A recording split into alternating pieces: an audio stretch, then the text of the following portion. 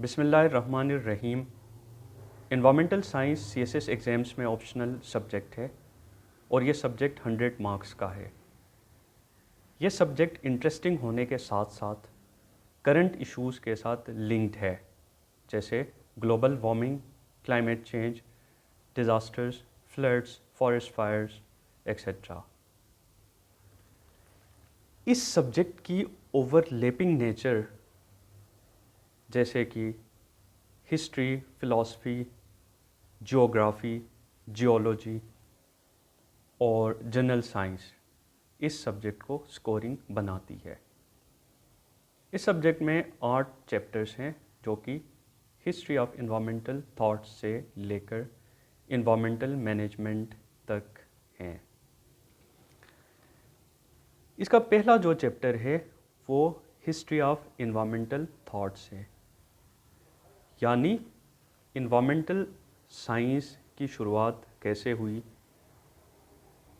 Environment के thoughts यानी environmental degradation या इन्वायरमेंट की तबाही के थॉट्स इंसानों में कैसे पैदा हुए। यानी अगर मुख्तसर कहें तो वो डिबेट्स या डेवलपमेंट्स या ऐसे इवेंट या हादिसात जिन्होंने इन्वायरमेंट की तबाही का मंजर पेश किया और उसे देखते हुए आम लोगों के अंदर इन्वायरमेंटल कंजर्वेशन और प्रिजर्वेशन का ख्याल आया। Second chapter sustainable development issues का है। मिसाल के तौर पर जब इंसानों के अंदर ये शऊर पैदा हुआ कि हमारी डेवलपमेंट की वजह से ऐसी डेवलपमेंट जो अनसस्टेनेबल पैटर्न के ऊपर कर रहे हैं, उस डेवलपमेंट की वजह से माहौल तबाही के दहाने पर है, तो इंसानों ने सोचा कि सस्टेनेबिलिटी की तरफ जाया जाए, सस्टेनेबल डेवलपमेंट की तरफ जाया जाए। लेकिन सस्टेनेबल डेवलपमेंट करने के लिए या सस्टेनेबिलिटी अचीव करने के लिए जब ममालिक ने कदम रखा तो कुछ इश्यूज़ का सामना करना पड़ा। उन इश्यूज़ को कहते हैं सस्टेनेबल डेवलपमेंट इश्यूज़, जो कि सेकंड चैप्टर का हिस्सा हैं, जैसे कि पॉपुलेशन ग्रोथ, फूड इनसिक्योरिटी और energy insecurity. Third chapter interdisciplinary nature of environmental science है, यानी एनवायरमेंटल साइंस जो है वो मल्टी डिसिप्लिनरी सब्जेक्ट है, यानी बहुत सारे सब्जेक्ट्स जैसे biology, chemistry, toxicology, geology, geography, इन तमाम सब्जेक्ट के कंट्रीब्यूशन से एनवायरमेंटल साइंस का सब्जेक्ट बनता है। फोर्थ चैप्टर एनवायरमेंटल पॉल्यूशन है। इस चैप्टर में पॉल्यूशन के कॉजेस, पॉल्यूशन के टाइप्स, उसके इम्पैक्ट्स और फिर उन इम्पैक्ट्स की रेमेडी क्या है उसके हवाले से डिस्कस किया जाता है।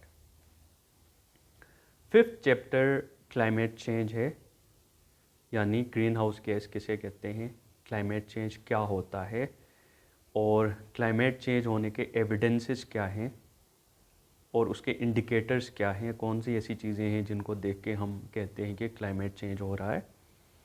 और क्लाइमेट चेंज के अंदर जो पॉलिटिक्स है, बाज़ ममालिक इसको मिथ कहते हैं, यानी गढ़ी हुई कहानी है, बाज़ ममालिक कहते हैं इसको रियल कहते हैं, और कौन से ऐसे ममालिक हैं जो इसके फेवर में हैं क्लाइमेट चेंज के और काउंटर मैकेनिज़्म की तरफ जाते हैं, और कौन से ऐसे ममालिक हैं जो इसको रियल नहीं समझते। सिक्स्थ चैप्टर जो है वो इन्वामेंटल गवर्नेंस का है।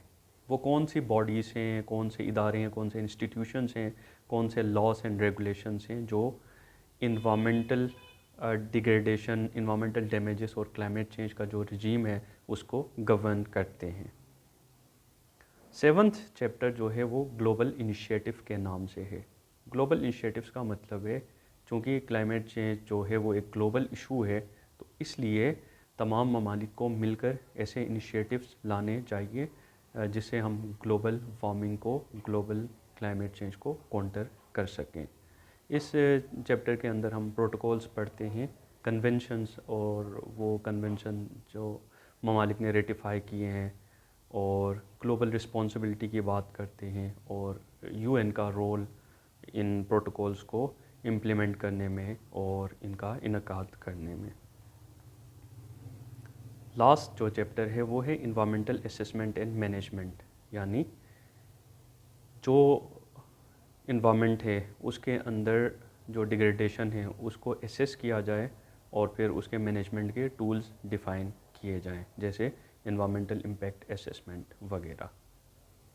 अगर इस पूरे सिलेबस को समराइज़ करना चाहें तो सिंपल फ़िलासफ़ी है, इंसान इस इन्वामेंट में रहते हैं, यही कुल हमारा सरमाया है।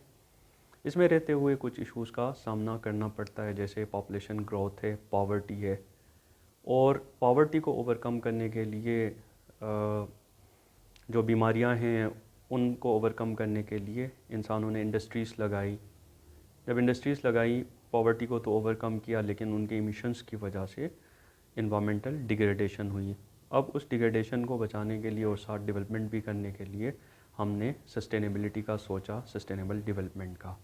जब सस्टेनेबिलिटी की तरफ जाते हैं तो कुछ इश्यूज़ का सामना करना पड़ता है, और हम समझते हैं कि सस्टेनेबिलिटी भी ज़रूरी है, इन्वामेंटल कंजर्वेशन भी ज़रूरी है और डेवलपमेंट भी ज़रूरी है। अब ये जो जितने इश्यूज़ हैं इन्वामेंट के अंदर, या सस्टेनेबिलिटी के इश्यूज़ हों या इन्वामेंटल डिग्रेडेशन के इश्यूज़ हों, वो लोकल नहीं है बल्कि ग्लोबल हैं। जैसे ग्लोबल वार्मिंग या क्लाइमेट चेंज की बात करें तो ये एक मुल्क की बात नहीं है बल्कि पूरे ग्लोब की बात है।